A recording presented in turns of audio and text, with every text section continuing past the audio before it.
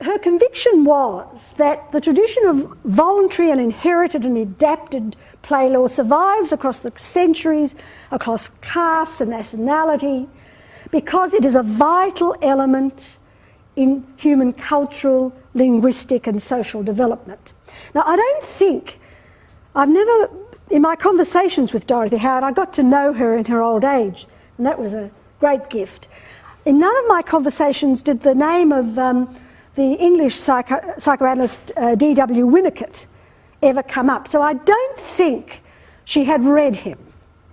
And of course his work was later in some ways, but his theory that cultural life, all adult cultural life, arises out of that arena of children's play, symbolic and social play, and that play provides what he called a transitional arena between the inner world of dream and thought and imagination, and the outer world, which is everything else, what he called a resting place for the child, where the child could test, he could protest, he could experiment, and all in relative safety. I think that Dorothy Howard would have found that view of the relationship between the play law of childhood and the development of the arts as very congenial. It would have made sense to her.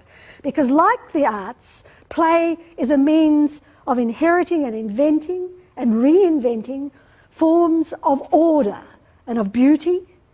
But humans are constantly trying to order the world, which is chaos. And that one of the ways they do it is through the arts, and one of the ways that children do it is through their oral literature and their play. And it's an endless human endeavour. And Winnicott also noted that the interplay between originality and the acceptance of tradition is the basis of inventiveness. And I think that's a very interesting insight, that the interplay between originality and the acceptance of tradition is the basis of inventiveness. You have to have both. And of course, traditions have to change, else they won't survive. Well, that is certainly reflected in the play law of children. So what she did, was to move beyond her contemporaries in this new field of folklore. She situates her fieldwork, of which there is a great deal. She is constantly collecting, both from her own classes when she's a teacher, from her students when she is an academic, and in other ways, one at least of which I will describe in a minute. But in her collecting, she is always concerned to understand the context in which children live their lives and from which their play comes. Because the context, the environment, whether it's physical, the nature of a schoolyard, whether it's social, cultural, linguistic or whatever, will influence both the kinds of play that are possible and, of course, influence the content. And I'll just give you one small example, not from Dorothy Howard, but I was reminded of it when I saw a picture of Malcolm Fraser the other day. Many of you will remember when Malcolm Fraser lost his election in Australia in 1983, and this Easter Island monolith comes out, as they must do, to congratulate the next government, and he does all the right things, and then he starts to thank his family, and his lips begin to tremble, and his chin too, and the Easter Island monolith is human. It's the only time I think any of us up till that point who didn't know him had ever seen emotion on his face. Not long after that, we were collecting in Australian schoolyards a rhyme that went, which is an adaptation of a very old rhyme, Inky Pinky Ponky, Fraser bought a donkey. Donkey died, Fraser cried. Inky Pinky Ponky. Now, that's not the original. And it's just a very simple example of the way in which whatever's happening in the world around them can enter the traditions, but also affect the traditions. Now, this is not the way most people collecting looked at this. And I just read you again, because I want you to get a feeling of the eloquence of her writing too. She writes about, this is when she comes to Australia, which I'll talk about in a minute. She says, there was no escape from the academicians who regularly informed me that Australian children had no folklore and challenged me to find any that was not unadulterated British. So she goes on to explain to them, adaptation, change, variation are part of the folklore process, and folklore is a process. Organisms adapt or die. Change is basic to all life. A traditional custom, song or game changes or dies. And she points out, in Australia, I found children's play influenced by history, climate, economy, topography, flora, fauna, by association with the Aboriginal inhabitants, and most of all, by children's inventiveness. And she talks about, somewhere here I've got a little comment that she makes, which if I can find it, I will read to you. No, I've lost it, I think. Page 13. Here we are. And she will tackle frontally in some cases, although on the whole I think she was a very tactful woman, at least in her writing. She will tackle some of the inhibitors and barriers that she sees. And this one I'm particularly interested in because it's around still. She writes, as a scholar as well as educator, she was unimpressed by what she called impertinent pedagogical meddling with traditional play customs. And she wrote about physical educationalists who were in ascendancy in the academic community and whose prevailing view was adult planned and supervised play only was worth serious attention, and the steadily growing tendency toward regimentation of children's play by professional educators trying to improve fine old games. She did not, she wrote what she really thought. Now, this is very different to, for example, the Opis. Iona and Peter Opie were the great English collectors and publishers of children's folklore in the first half of the 20th century, well into the second half of the 20th century. But the Opis are collectors and historians of children's play, but they're not particularly interested in the social context or any other sort of context, whether it's class or particular school playground size or whatever. And one example of the difference, and it's a very significant difference, is the different attitudes, which I've already alluded to things like vulgarity. The Opis have a interesting line in their first book, the Law and Language. Yes, the Law and Language of it's awful that I can't remember their title, but something like the Law and Language of School Children, I think is correct. And they talk about ogre children, that there are villains among children as among adults. The news of the world offers frequent testimony. And from somewhere, the ogre child acquires his strange, salacious prescriptions, taking criminal pleasure in pressing them on juniors and inscribing them on the walls of the school lavatory. But we are not here discussing delinquents. Now, you compare that to Dorothy Howard's approach. Now, much later, Iona Opie explained that they were in the same position that Cecil Sharp had been half a century earlier, that it would have been impossible to publish their books if they had included the vulgar, the obscene, and so on, which has currency among children. Dorothy Howard did not have that concern. Well, rather, she did not regard it as an example of criminality among children. It wasn't delinquent children who were the carriers of the culture. And I finally, in the last little time that I've got, I want to talk a bit about her coming to Australia. And that well, she went on a short holiday in Queensland, and there's the koala, and you see the hat, all that's missing is the gloves, the suit. You have to, if you ever didn't know that a book's cover is not good indication of its content, Dorothy Howard's outer appearance is absolutely no use to you at all about understanding her inside. And she comes to Australia in 1954 as a postdoctoral Fulbright scholar.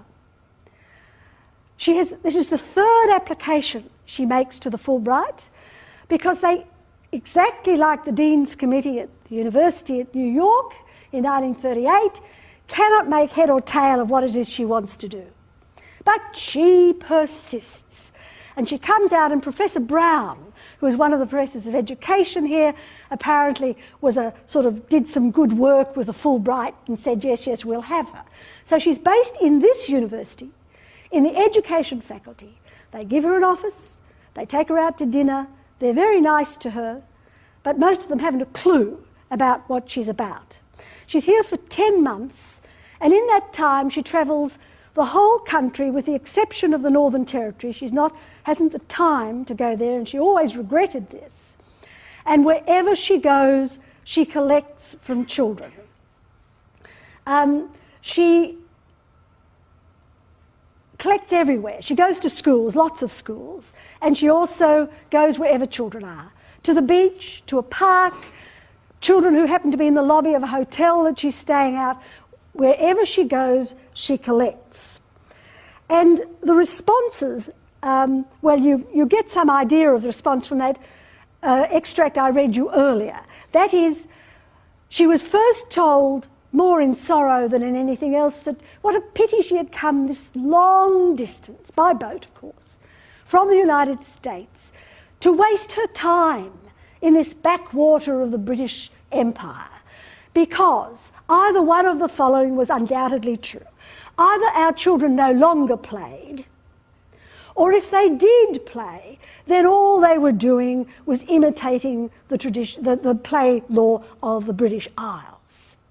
And as she goes on to point out very politely but very firmly, they certainly play, and all folklore is derivative. It is by its nature derivative. It is part of a long chain of tradition, but it is constantly changing and adapting. And her democratic and really very egalitarian approach to children resulted in an amazing quantity of material, all of which is now housed, all the Australian research is now housed in the Australian Children's Folklore Collection at Museum Victoria. I don't think anybody has counted the actual number of tiny, almost tissue paper size pieces, carefully documenting every single rhyme, riddle, joke, saying, piece of slang that she heard, where, from whom, any particular context. But we do have a count of some of the other. That goes into about 3 or 4 largish shoe-sized boxes, tiny, thin pieces of paper. But then she's an amazing ethnographer. As well, there are over 800 letters that she received. She got some publicity and people wrote to her. 8-year-old children. That's the sort of schools that were very commonplace in the cities. What is 4 wheels and flies? A rubbish cart, wrote Gwenda Cunningham. Of about the 800, about 750 come from children. The rest are from adults, and her collection really dates back to the 1870s, because 80-year-olds wrote to her as well. And here's a description with illustration of a hopscotch game, the snail game. And there are about 78 photographs in this archive, as well as a wonderfully mysterious but fascinating piece of silent film which was made at Press Hill, where the children in those days wore uniforms, to my surprise. Now, her findings are multitudinous, and she does, these are just some of, there's an autograph album, a collection of swap cards, oranges and lemons. Oranges and lemons is another very good and simple example of the way traditions change according to the change in culture. The oranges and lemons that the Opis describe, or Lady Gom in her marvellous 2-volume collection done in the late 19th, early 20th century, has that moment when, you know, here goes chip chop, here goes the head, cut the head off, chip chop, chip chop, chip chop, and a child is caught and then is taken away and is asked to choose. And usually it's called oranges and lemons because it was choosing between an orange, which happens to be one of the girls holding their arms up, or a lemon. The child is not to know which one. By the time Dorothy Howard is collecting this, the offerings are bride dolls and scooters. The culture, the toy culture, has evolved in 50 years, more than 50 years, and so the offerings, the temptations that are offered have also offered. And I don't think this game is played very much anymore, but if it was played now, you can just imagine the sort of things that would be offered to the child that is having his or her head chopped off. A variation on a game of statues, that one. Hoppo Bumpo, banned then, banned now, and alive and well, I'm pleased to say. Marbles, look at those wonderful haircuts. Jacks, she got the girl to wear a piece of black cloth on her so that you could see. That's a called the parachute, one of the many, many string games, some of which were definitely learnt by children from Aboriginal communities. There's another one. And the Toodle and Buck, a gambling instrument which I haven't got time to tell you about, but on Melbourne Cup Day, while their parents were busily finding a sly grog shop or something to put their money on a horse, the children in the playground were also gambling using cherry pips as their tokens of wealth. All of this comes from the collection. And she is the first person in Australia to travel the land and to collect in this way. She opens a new field in Australia of research and scholarship. She predates Ian Turner's Cinderella Dressed in Yellow. In fact, there's a little line in the foreword or introduction where he mentions Dorothy Howard, whom I think he must have met when she was here in 1954-55, and so did Wendy Lowenstein, who went on to write Shocking, Shocking, Shocking, the rude rhymes of Australian children. She predates, of course, the Australian Children's Folklore Collection, which I've already mentioned and which Kate mentions. She predates all the work that I have done, and very numerous research studies, the most recent of which is an interesting book that's only recently been published by a Sydney musicologist, The Musical Playground, Global Tradition and Change in Children's Songs and Games, published by Oxford University Press late last year. So what we're left with is a very interesting pioneer. She's a pioneer on 2 continents, and she's a pioneer in 2 fields. And that in itself seems to me to make her reasonably unusual. When she comes back to the United States, she spends 10 years, during which the next 10 years she writes a series of articles about her time in Australia, which has been published by the museum. And I might just point out that for some very strange and unfortunate reason, none of the books that I've mentioned or any other of any relevance are out on the table outside. I'm sorry about that, but you can get this collection of Dorothy Howard's writing about Australian children's folklore from the museum and from the museum shop.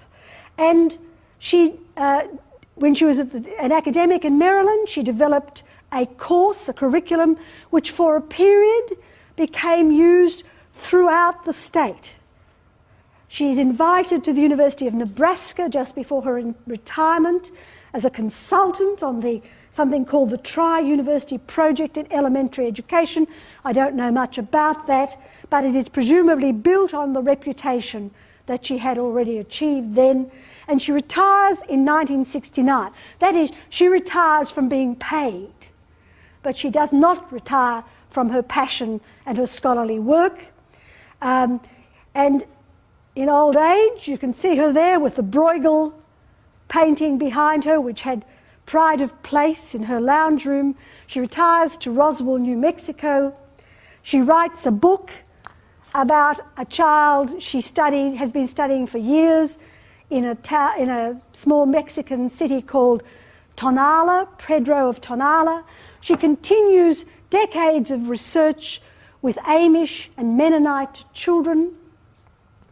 And she goes on thinking and writing till about 2 years before her death in 1996.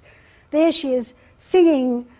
She played, I never remember what that lovely instrument is called, but she would sing, and she knew all the songs that she could remember her grandmother teaching her all the old folk songs.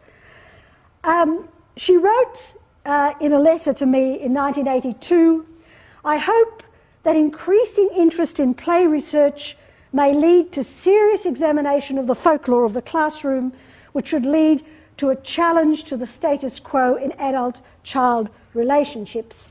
And a little later, she wrote the following to a collection of a conference of folklorists in Australia.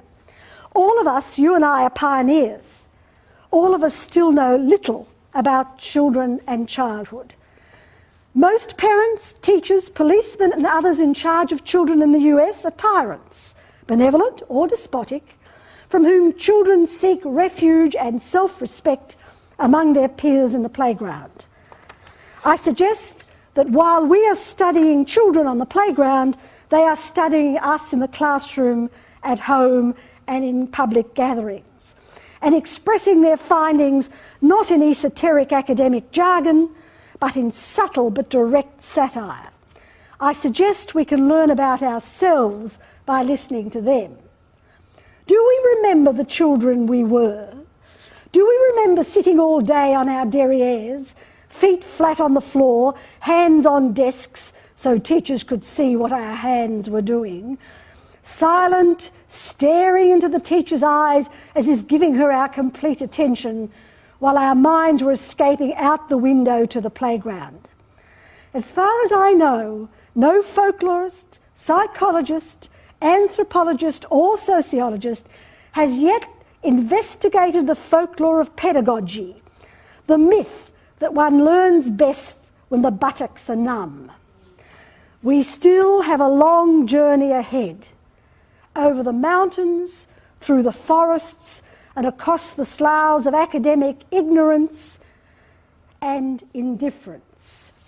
And she ended up once by saying, in an interview I did, "You never know when one thing is going to lead to another." And that's a good ending. Thank you.